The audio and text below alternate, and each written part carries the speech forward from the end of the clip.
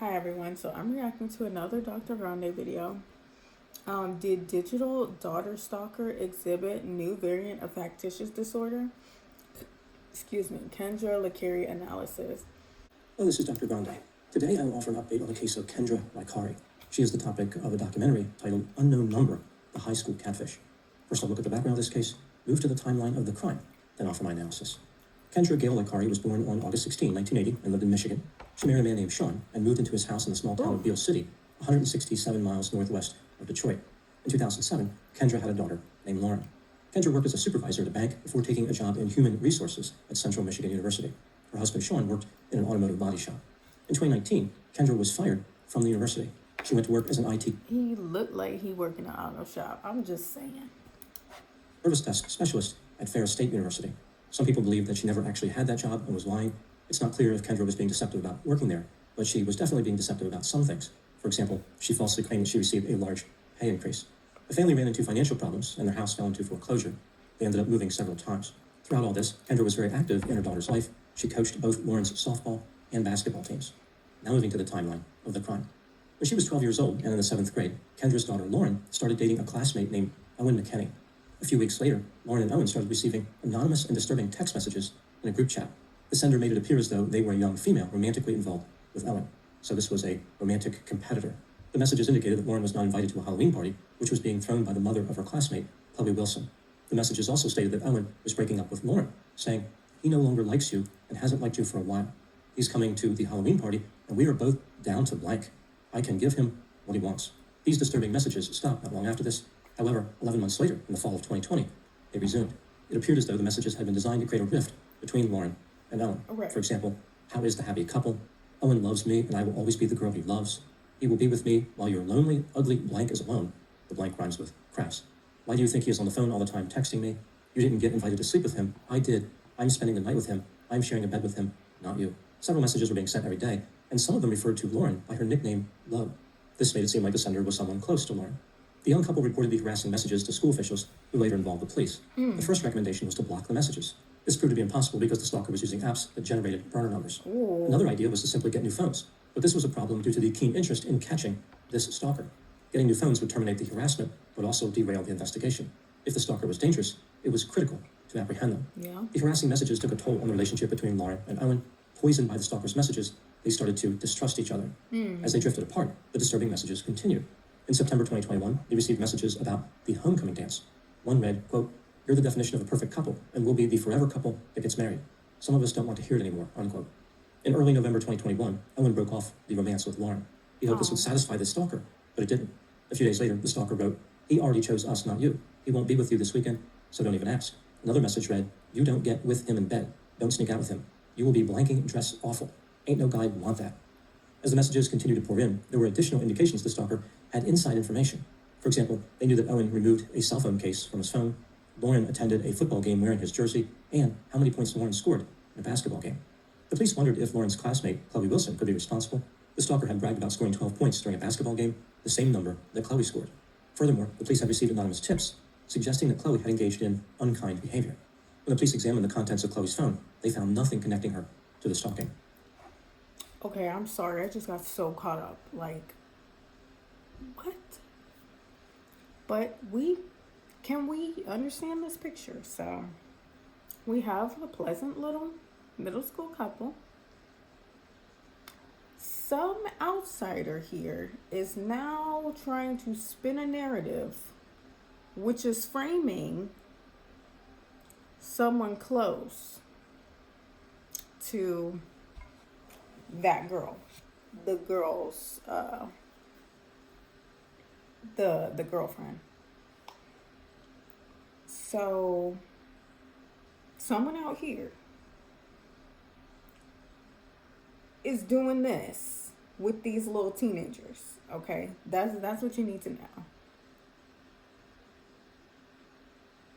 And then, people who don't want to dig any deeper would be like, "Oh, it's Chloe, it's the best friend." Like, it's middle school. Like, best friends are usually like secretly jealous of when their friend gets a boyfriend, and like maybe it was this big love triangle and it just went too far in the cyberbullying and on and on and on. these people out here are smart enough to know that most people, that's what they're going to assume. So who do they target now as the perpetrator? The Chloe girl, the best friend. Of course, we all know it's not going to end like this with Chloe being implicated in this big, like, little cyberbullying thing. Police eliminated her as a potential suspect, as well as 10 other people. In April 2022, an officer with cybercrimes training, who was deputized by the FBI, started investigating the case. Examining the IP addresses the burner app numbers connected to led the officer to Kendra Likari's phone number. In August 2022, the police seized electronic devices. That's the mom. Y'all. That's the mom.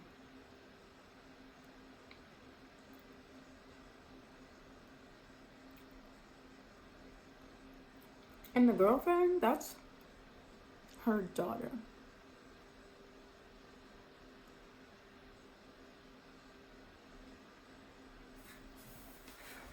Like, I need y'all to understand how absolutely demented that is.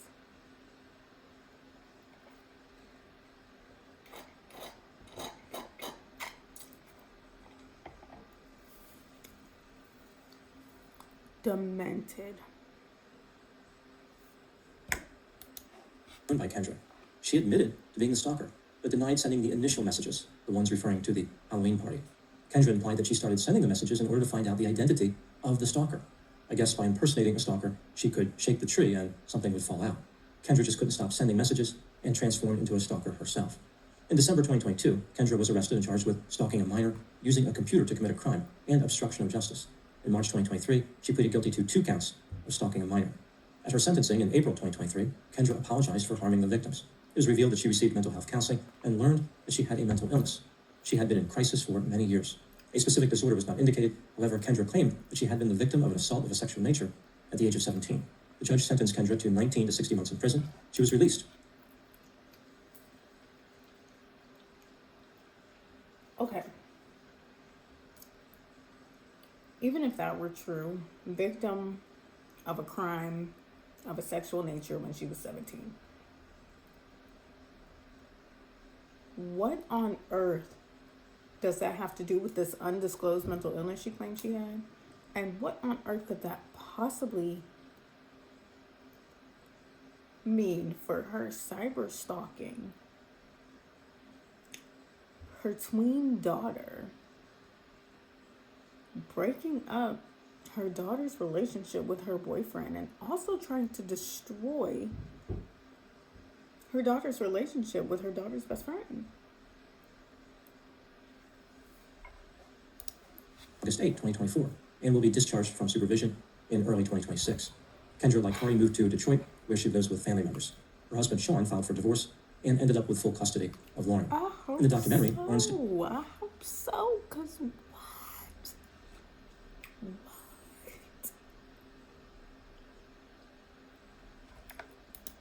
That since her mother was incarcerated, she has not seen her in person. Lauren would like to reconcile with Kendra someday, saying, "I love her more than anything." Now moving to my analysis. Here are my... This is why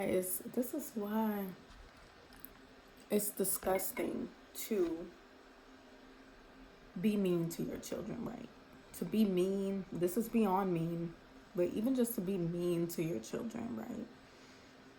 And let it get so out of control that it's like decades. It turns into like actual abuse for decades, right? Children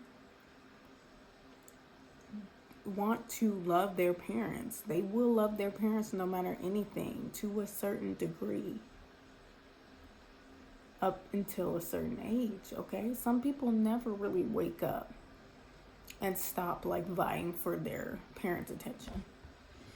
Of course, this woman understands that because it's just common sense. So, you know, a lot of parents like to use the excuse, like, when they get caught in some kind of trouble that has to do with their children, they're like, ask my daughter, she knows that I love her. Or like use the guilt to be like, do you want mommy to go away forever? Things like this. Just manipulating that simple fact. The fact that that little girl still loves her mom and still wants to forgive her mom after something that egregious. She doesn't understand yet what that really means about her mom and the way that her mom feels about her. That's on a few areas that stood out to me in this case. Item number 1. The messages that Kendra sent to her daughter Lauren were sadistic, unkind, demeaning, antagonistic, cruel, and offensive. Just a few examples. You are the ugliest person I've ever seen. You are worthless and mean nothing. You never have. Get a blanking life out of here. You dressed like a blanking blank. The blanks rhyme with ducking and glut. We want to take low down. She has a blanking waist. You have no friends. We all blanking hate you. Blank off, you nasty blank, skank, blank. The blanks rhyme with duck, crass, and door. At various times, Kendra referred to Lauren as useless, embarrassing, trash, a toddler, and a pointless human. She tried to convince Lauren that she would be better off dead. In the documentary, Kendra said that she might have picked up on some of her daughter's insecurities, but claimed that she didn't target them. It seems pretty clear that Kendra did target Lauren's insecurities. The object of the messages was to cause suffering. Kendra was in a uniquely effective position to do this because she knew where her daughter was vulnerable. Item number 2. In my original video on this case, I talked about a popular theory to explain Kendra's behavior. Some people believe that Kendra has something like a factitious disorder imposed on another, which is sometimes referred to as Munchausen by proxy. This is a disorder where a caregiver intentionally induces, falsifies, or exaggerates manifestations of physical or mental health symptoms in a person who is under their care. Symptoms of the disorder include sadism, attention-seeking, being overly attentive to the victim, persisting in the behavior over a long duration, and rejecting help. Kendra's If you guys can't really picture that, the only big case where Munchausen by proxy is like explained and you can think about it is with Gypsy Rose Blanchard. She just got out of prison recently within the past 2 years or so, and she was in there for this plot involving a boyfriend to murder her mother, which she claimed she was the mom was like giving her medication for illnesses that she was not sick about. It is a very damaging thing to do to your child. Here appears to align with these symptoms. She has been described as sadistic and attention-seeking. She was intensely interested in Lauren's romantic life. Kendra sent hundreds of pages of messages over the course of 22 months. And she was given plenty of advice on how to prevent or limit the stalking, but rejected all of it and continued to complain. Despite these similarities, the alignment between Kendra's behavior and factitious disorder is far from perfect. For instance, Kendra never tried to make it seem as though Lauren was sick in any way. This has led people to wonder if maybe Kendra has a new variant of the disorder, which could be called cyber Munchausen by proxy. This would feature an adjustment of the typical symptom profile to match capabilities unlocked by technological advancement. The symptoms are fundamentally still representative of factitious disorder. The person with the disorder is achieving the same feeling, but they are using a novel method. This is an interesting theory and certainly possible. After all, Kendra did make Lauren a victim. Not a victim of a mysterious physical or mental health problem, but the victim of a crime. Even so, the cyber Munchausen theory has its share of difficulties. Kendra never sought praise or validation. She didn't care one way or the other if anyone knew what Lauren was going through. And Kendra's harassment expanded beyond just Lauren. And I want to say that on the video, he has pictures coming up. He's showing this picture of, I'm assuming, the body cam video. And in this picture, the snapshot, the mom was sending those messages to her daughter, calling her a skank, on and on and on. You're ugly, on and on and on. Yet in this snapshot picture, the mom has her arms around this daughter. In front of police officers, she's acting loving toward this daughter. Like she's clueless. She doesn't know who could be sending these messages. And if you look at the daughter looks completely dissociated.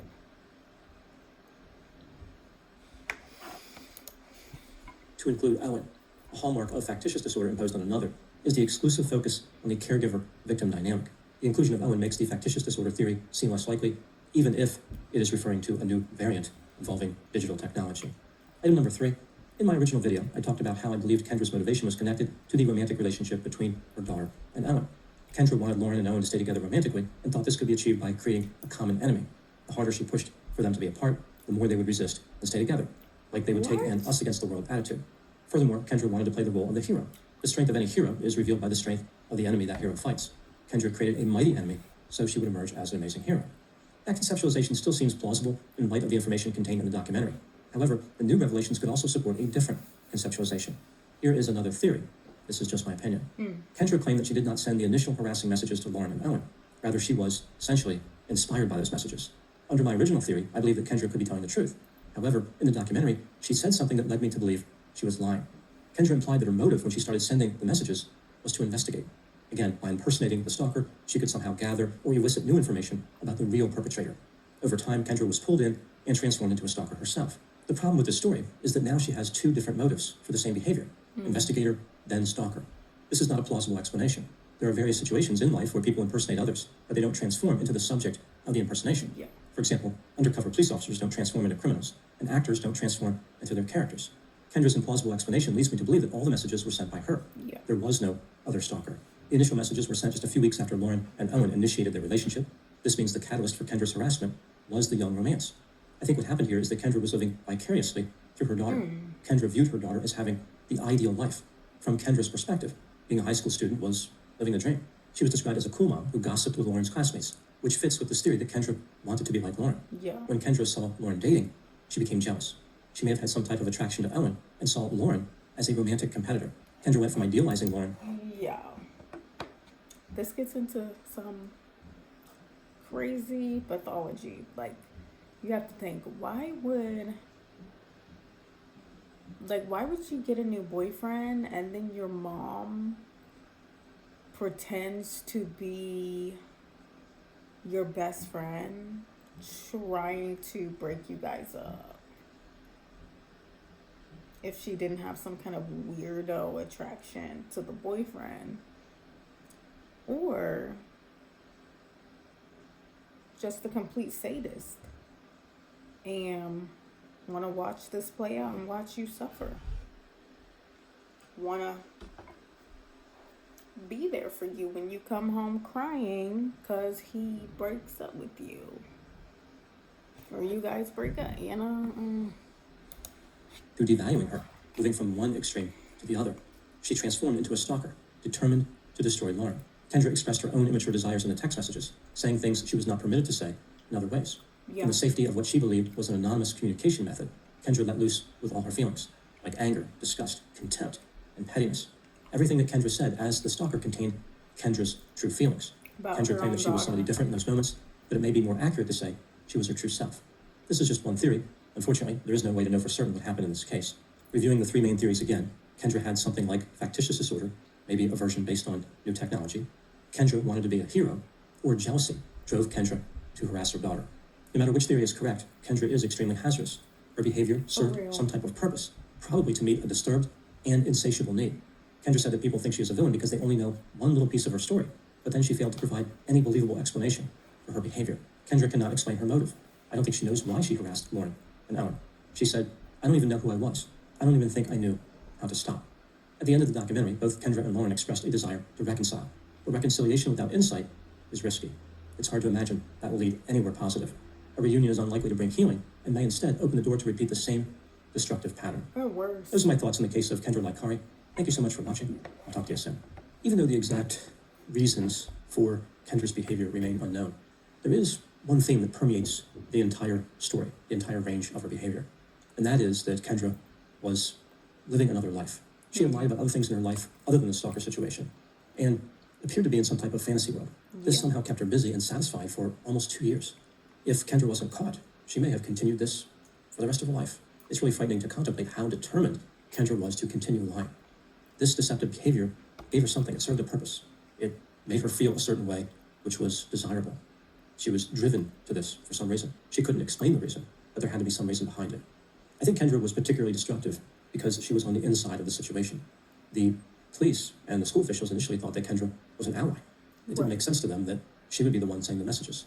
So she had an interesting vantage point where she could observe what was going on, see how people were reacting, and maybe even gain some insight into the investigation. She did have an interest in what the police were doing and inquired about it. So clearly Kendra recognized that she was doing something wrong and wanted to avoid getting caught. She had a consciousness of guilt, but she refused to stop.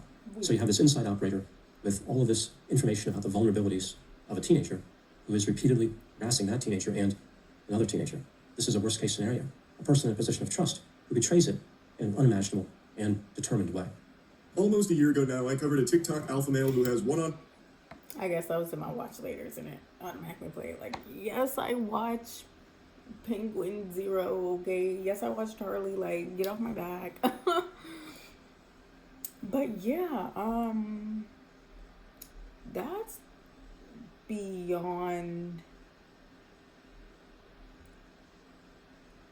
It's hard to imagine, right? It's very hard to imagine, but these things happen. There are hundreds of thousands of families who operate like this against their children to any level of means for very sickening purposes, whatever her purpose was. If it was just like enjoyment, something is clearly wrong with that woman.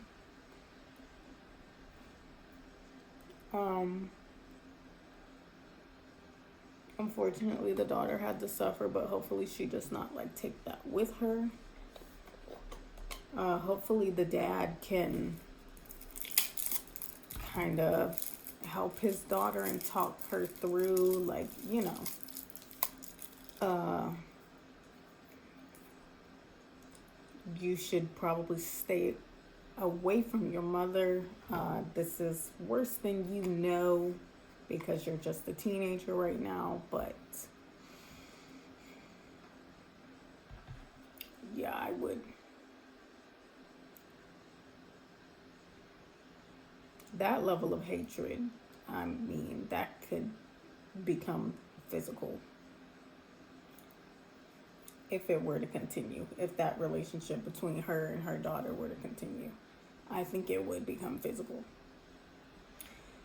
So, I hope the dad keeps his daughter far, far away and, you know, somehow teaches her that that is beyond any type of reconciliation, what her mom did to her. But I don't know. I don't know. I definitely would not.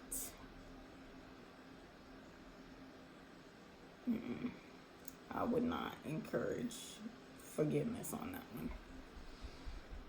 But yeah, thank you guys for watching this video. You have any comments down below about any crazy thing that like your mom has done to you out of jealousy, or like, do you know somebody with factitious disorder who just like lives in a whole fantasy, just making shit up, and how it affected you and your family?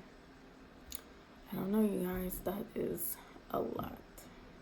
So stay tuned for another video from me, and thank you for watching.